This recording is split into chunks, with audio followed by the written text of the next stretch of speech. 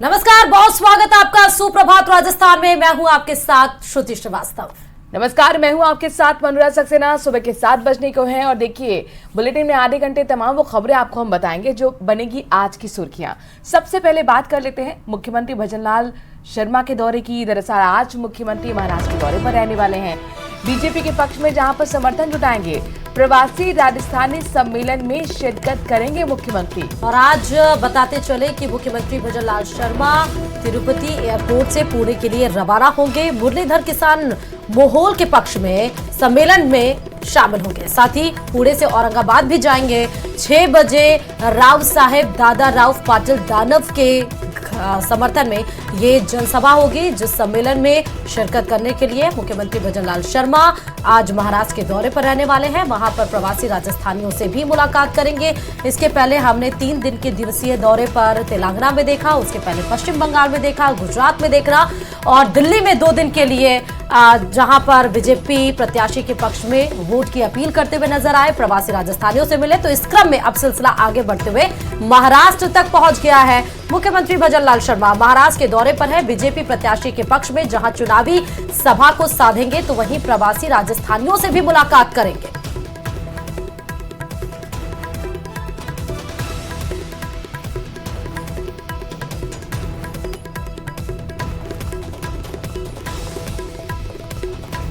तो मुख्यमंत्री भजनलाल शर्मा ताबड़तोड़ दौरे कर रहे हैं। तमिलनाडु में दौरे के बाद आज महाराष्ट्र के दौरे पर पहुंचेंगे, जहां पर बीजेपी के समर्थन में प्रत्याशियों के लिए वोट मांगते हुए नजर आएंगे। इसके साथ साथ राजस्थानी प्रवासी यानी कि जो राजस्थान से जुड़े हुए लोग वहां पर रहते हैं, उनके सम्मेलन में शिरकत कर बीजेपी के लिए वोट की अपील भी करेंगे। राव साहेब दादा राव साहिब के पक्ष में वोट की अपील की जाएगी। चलिए सीधे आपको बाबा केदारनाथ धाम लेकर चलते हैं, जहां पर हजारों की संख्या में श्रद्धालु का पहुंचने का तांता लगा हुआ है। ये वो तस्वीर, भव्य तस्वीर, क्योंकि बाबा केदारनाथ के जो कपाट है वो खुल चुके हैं और ये सीधे तस्वीरें आपको हम हरिद्वार से दिखा रहे हैं। देवभूमि उत्तराखंड की तस्वीरें। बाबा केदारनाथ के कपाट खुलने के बाद देखिए किस तरह से भक्तों का सैलाब उमड़ा हुआ है। बाबा केदार की एक झलक पाने के लिए भक्त यहाँ पर बेदार हैं। लगातार पहले से की बुकिंग चल रही थी। सीधी तस्वीरें आपको केदारनाथ धाम की। और पंच केदार के लोग केदारनाथ मंदिर धाम के अंदर घुस चुके हैं और अभी यहाँ पे पूजा अर्चना की जाएगी। बाबा फिलहाल, क्योंकि बाबा केदारनाथ 6 महीने के लिए शीतकालीन में कपाट बंद रहते हैं। ये मान्यता है कि बाबा जब केदारनाथ कपाट जब बंद रहता है उस दौरान समाधि रूप में बाबा यहाँ पे रहते हैं। और अब जो रावल केदारनाथ मंदिर के अंदर गए वो वहाँ पे पूजा अर्चना करेंगे और पूजा अर्चना के दौरान जो भी वहाँ पे जो जब बाबा समाधि रूप में रहते हैं तो उनको वहाँ से जगाने का प्रयास किया जाता है। यहाँ पे लोग आप देख सकते हैं कि कपाट खुल चुके हैं और अब मंदिर के अंदर जो पुजारी हैं, जो रावल हैं, खुद मुख्यमंत्री पुष्कर सिंह धामी यहाँ पहुंचे, वो भी अपनी पत्नी के साथ वो भी पहुंच चुके हैं मंदिर के अंदर। अब करीब आधा घंटे तक ये पूजा अर्चना चलेगी। फिलहाल कपाट का एक दरवाजा बंद कर दिया गया है। ये पूर्व द्वार है, मैं आपको बता दूं, ये केदारनाथ धाम का पूरब द्वार है जहां से कपाट खुलते हैं और यही द्वार है जहां कपाट बंद होते हैं। और कुछ ही देर बाद जब पूजा अर्चना पूरी हो जाएगी मंदिर के अंदर की, जब पूजा अर्चना पूरी होगी उसके बाद आम श्रद्धालु के लिए दक्षिण द्वार खोला जाएगा। मान्यता है कि जब दक्षिण द्वार से कोई भी श्रद्धालु मंदिर के अंदर पहुंचता है और बाबा के जो शिवलिंग है उसको स्पर्श करते हुए जब पूरा द्वार से बाहर निकलता है तो ये मान्यता है कि उनकी मनोकामना पूरी होती है, उनको मोक्ष प्राप्त होता है। तो इस तरीके की मान्यता है। अब कुछ ही देर बाद आम श्रद्धालु के लिए भी अब बाबा के धाम के कपाट खुलने की प्रक्रिया शुरू हो जाएगी। जी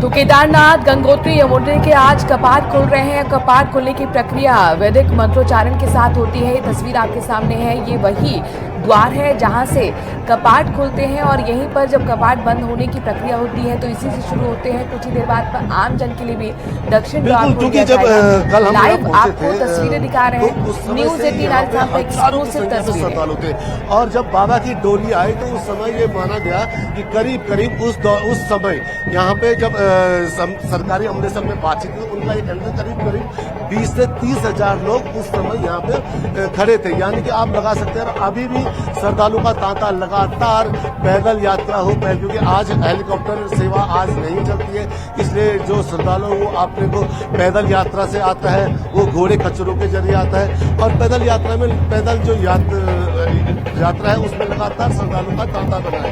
यहाँ पे करीब अभी हम कहीं तो भव्य रूप अभी आप यहाँ पे देखने को मिला और पूरा मंदिर प्रांगण आज खाली कराया गया है। लेकिन मंदिर प्रांगण के कुछ ही दूर अगर मैं अपने कैमरा सहयोगी दीपक उपाध्याय से कहना चाहूँ कि वो दिखाएं तो मंदिर के कुछ दूरी आगे आप देख सकते हैं श्रद्धालु बिल्कुल श्रद्धालु की भीड़ वहाँ बिल्कुल इकट्ठे हो रखी है, यानी कि हजारों की संख्या में श्रद्धालु यहाँ पहुंचे। जी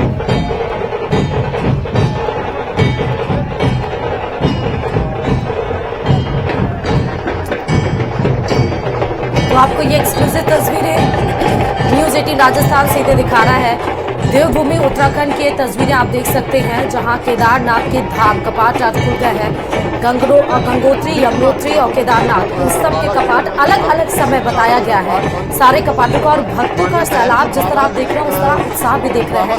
तमाम लोगों की अपनी श्रद्धा होती है, अलग समाधि रूप में लेते हैं और जब कपाट होते हैं तो सबसे पहले रावल जो यहाँ पे तीर्थ पुजारी हैं, यहाँ पे मंदिर से जुड़े लोग हैं, तीर्थ पुरोहित और पंडा पुरोहित यहाँ पे जाते हैं। पंडा पुरोहित यहाँ पहुँचते हैं और वो पहले पूजा अर्चना करते हैं। उस पूजा अर्चना का मतलब ये होता है कि बाबा को समाधि रूप से उठाना, यानी उनको जगाना। तो अभी वो प्रक्रिया अंदर मंदिर के अंदर चल रही है।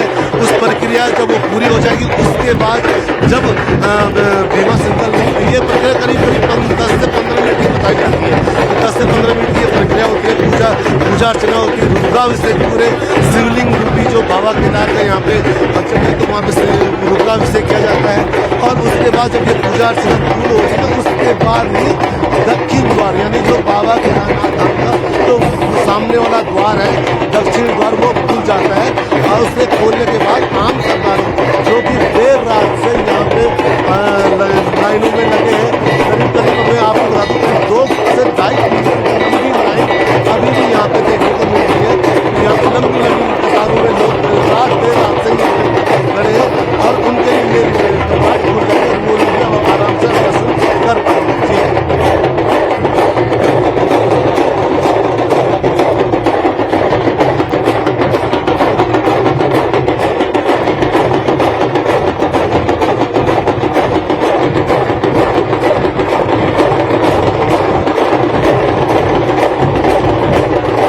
जब केदारनाथ धाम के कपाट खुले हैं, पूरे वैदिक मंत्रोच्चारण के साथ कपाट खोलने की प्रक्रिया को आपको न्यूज 18 लाइव तस्वीरों के माध्यम से दिखा रहा है, जहां पर देखिए 7 से 8 हजार भक्तों का जो जमावड़ा है वो सुबह से ही लगना शुरू हो गया था।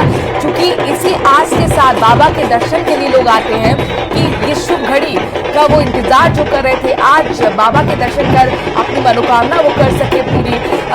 400 यहाँ पर डॉक्टर्स तैनात किए गए हैं इमरजेंसी के लिए। यहाँ पर तमाम व्यवस्थाएं स्वास्थ्य से जुड़ी हुई भी मुख्यमंत्री पहले ही निरीक्षण करके जा चुके हैं। तो जाहिर तौर पर आज का दिन तमाम बाबा केदार के भक्तों के लिए बहुत महत्वपूर्ण हो जाता है, बहुत अहम हो जाता है।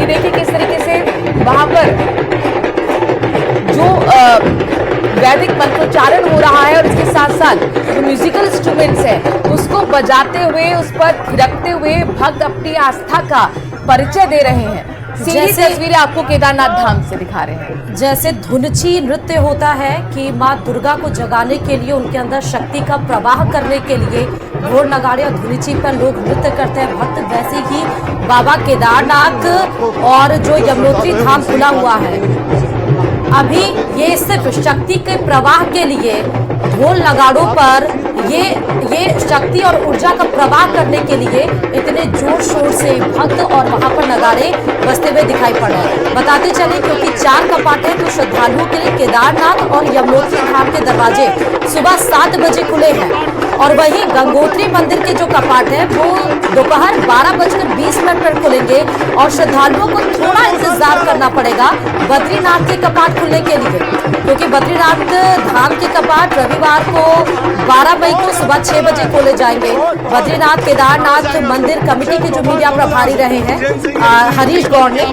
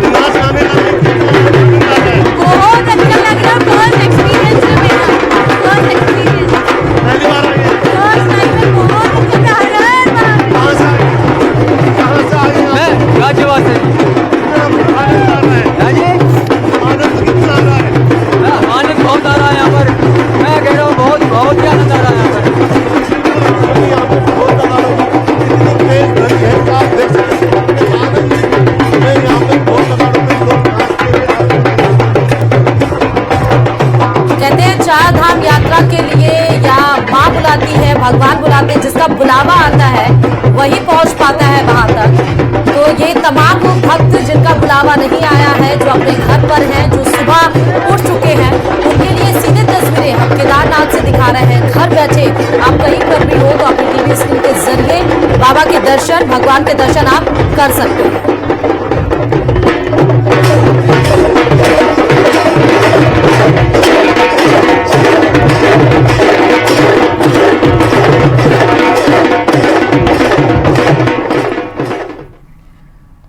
तो केदारनाथ के बाद आपको दौसा से बड़ी खबर ये बता दें, जहां आग लगने से एक महिला जिंदा जल गई है। मानपुर थाना क्षेत्र के कुंडेरा गांव की भंडारा ठाड़ी का ये पूरा मामला है। रात के समय बिजली का तार टूटने से लकड़ी के ढेर में आग लग गई थी। ग्रामीण और पुलिस ने आग पर काबू पाया। आग बुझाते समय महिला का जला हुआ शव मिला। लकड़ी के ढेर में आग लगने से महिला की मौत हुई है। पुलिस ने मृतक महिला लाली देवी के शव को मोर्चरी में रखवाया है। तो ये दर्दनाक हादसा दौसा से, जहां पर तस्वीर आपके सामने है, आग का तांडव देखने को मिला। आग की लकड़ी का ढेर था, उसमें आग लगी, जिस वजह से महिला भी उसकी चपेट में आ गई। जिंदा जलने की वजह से महिला की दर्दनाक मौत की खबर ये दौसा से है। उसके बाद पुलिस वहां पर पहुंची, शव को मोर्चे में रखवा दिया गया। बिजली का तार टूटा, वहां पर लकड़ी का ढेर रखा था। बिजली के तार के टूटने की वजह से लकड़ी के ढेर में आग लगी और उस आग की ढेर में, लकड़ी के आग के ढेर में महिला उसकी चपेट में आ गई। आग बुझाते समय महिला उस घटना में दुर्घटनाग्रस्त हुई और जिस वजह से महिला की मौत हो गई और उसके बाद शव को मोर्चे में रखवा दिया गया है। फिलहाल ये दर्दनाक खबर दौसा से है। मानपुर थाना क्षेत्र के कुंडेरा गांव की ये पूरी घटना है।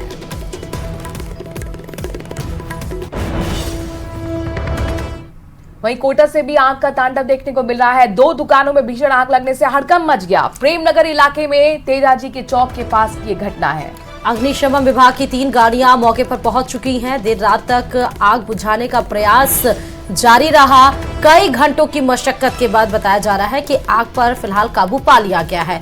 दुकानों में जितने भी सामान रखे थे वो सब जलकर खाक हो गए हैं। लाखों का नुकसान बताया जा रहा है और आग लगने की वजह फिलहाल अभी शॉर्ट सर्किट बताई जा रही है। तो दौसा कोटा में आग का तांडव देखने को मिला। दौसा में बिजली का तार टूटने की वजह से लकड़ी के ढेर में आग लगी, महिला उसकी चपेट में आ गई जिसकी मृत्यु हो गई। तो वहीं कोटा के 2 दुकानों में भीषण आग लगा, जहां पर लाखों का सामान जलकर राख हो गया। शॉर्ट सर्किट वजह। चलिए, डिप्टी सीएम प्रेमचंद बैरवा ने राहुल गांधी पर निशाना साधते हुए कहा कि सैम पित्रोदा राहुल गांधी के गुरु हैं। क्योंकि राहुल गांधी इटली के बारे में बात करते हैं तो जाहिर है उनके गुरु ऐसी बातें कहेंगे। यह हमारी भारतीय संस्कृति का अपमान है। हम भारतीय हैं और हमें अपनी संस्कृति पर गर्व है। राष्ट्र निर्माण में हम सब एक साथ होंगे तो पूरी दुनिया में हमारी एक पहचान बनेगी।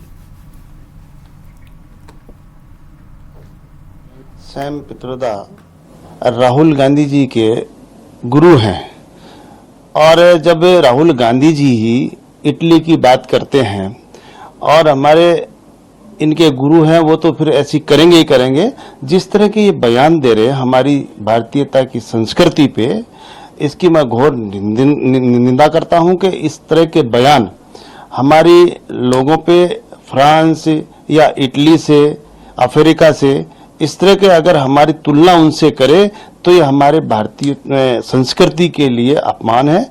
ऐसे बयान हमारे लिए नहीं करने चाहिए।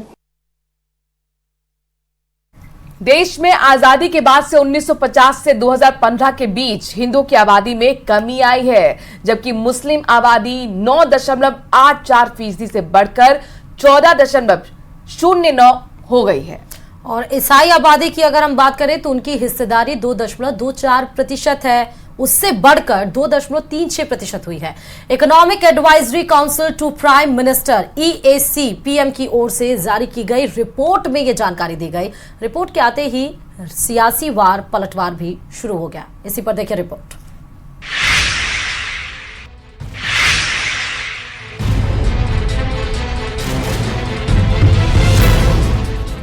हिंदू आबादी 10% घट गई है। आबादी वाली रिपोर्ट पर खूब मची रार। कांग्रेस पर बीजेपी का तगड़ा प्रहार। कांग्रेस ने देश को बनाया धर्मशाला। कांग्रेस बोली ध्यान भटकाने के लिए मुद्दों पर डाला ताला। हिंदू बना मुसलमान, आबादी पर घमासान। मुस्लिमों की आबादी को लेकर राजनीतिक गलियारों में भले ही आरोप प्रत्यारोप का दौर चलता रहता है, लेकिन प्रधानमंत्री आर्थिक सलाहकार परिषद के विश्लेषण में मुस्लिम आबादी को लेकर बड़ा खुलासा हुआ है। ये खुलासा ऐसे समय पर हुआ है जब लोकसभा चुनाव अपने चरम पर है और तीसरे चरण का चुनाव संपन्न हो चुका है। प्रधानमंत्री आर्थिक सलाहकार परिषद की रिपोर्ट की माने तो आबादी पर EAC रिपोर्ट का खुलासा, हिंदू घटे मुस्लिम बढ़े। 1950 से 2015 तक के आंकड़ों पर रिपोर्ट। हिंदुओं की आबादी 7.82% घटी। हिंदुओं की आबादी 1950 में 84% थी। हिंदुओं की आबादी 2015 में 78% हुई। 65 वर्ष में मुसलमानों की आबादी बढ़ी। 1950 में मुस्लिमों की आबादी 9.84% थी। 2015 में मुस्लिमों की आबादी 14.09% हो गई। भारत में हिंदुओं की आबादी 7.8% घटी।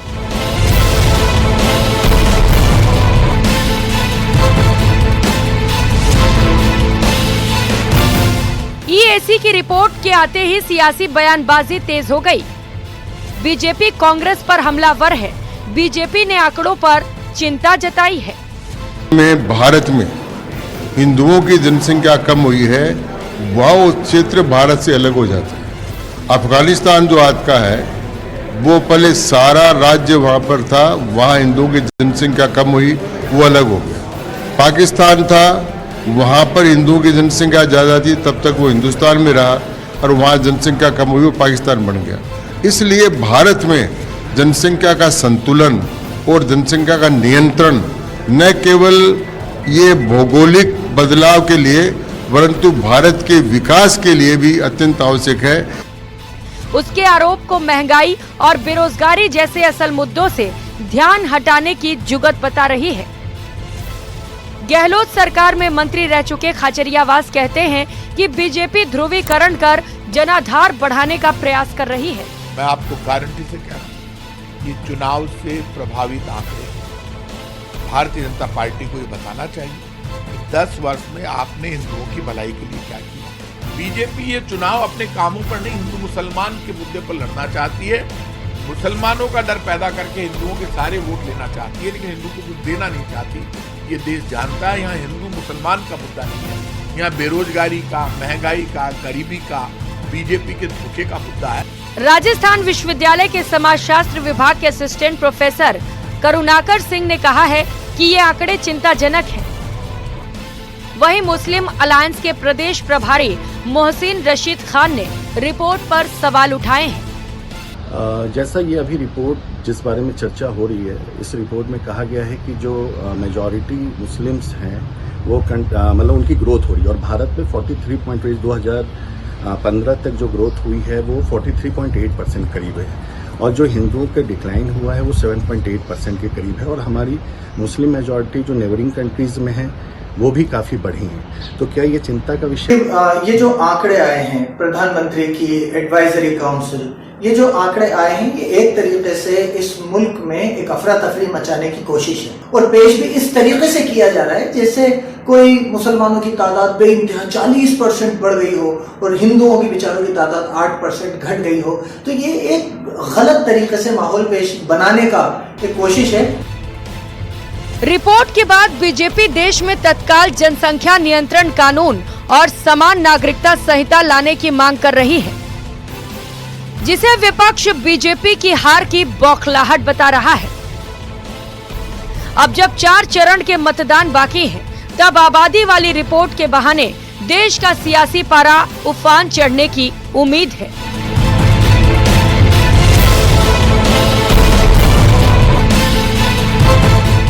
Bureau report, news 18 Rajasthan. चलिए, जयपुर से बड़ी खबर इस बीच है कि बिहार में लॉरेंस बिश्नोई का जो शूटर है वो पकड़ा गया है। जी क्लब का अंधाधुंध फायरिंग करने वाला शूटर फिलहाल बिहार में पकड़ लिया गया है। जयपुर में 2 महीने पहले बासुदागृह से भाग निकला था यह नाबालिग शूटर। बीकानेर का रहने वाला बताया जा रहा नाबालिग शूटर अब अररिया पुलिस के हत्थे चढ़ गया। नेपाल के विराटनगर में किराए के मकान में फरारी काट रहा था। कृष्ण कुमार नाम से फर्जी आईडी बनाकर नेपाल में ये नाबालिग छिपा बैठा था। लॉरेंस और रोहित गोदारा गैंग के सदस्यों से इंटरनेट वीपीएन के जरिए संपर्क में था यह नाबालिग। ग्रुप का लीडर ऑनलाइन ट्रांजैक्शन कर शूटर रकम भेज रहा था और वहीं पैसे को निकालने के लिए बिहार के जोगबनी ये जाता रहता था। एक कारोबारी के अकाउंट को फ्रीज होने की सूचना पर जोगबनी थाना पुलिस ने इसको धर दबोचा। भारत नेपाल बॉर्डर पर बिहार में जोगबनी रेलवे स्टेशन के पास ये नाबालिग शूटर पकड़ा गया है। इसी की ये तस्वीर दिखा रहे हैं। लॉरेंस बिश्नोई का ये शूटर बताया जा रहा है। जे क्लब पर अंधाधुंध फायरिंग करने वाला ये शूटर फिलहाल पकड़ लिया गया है और इसकी जो जानकारी मिली है वो यहीं से मिली जहां पर एक शख्स के अकाउंट को हैक किया गया। तमाम खबरों के साथ सुप्रभात राजस्थान में फिलहाल अभी के लिए इतना है। हमें दीजिए इजाजत। नमस्कार।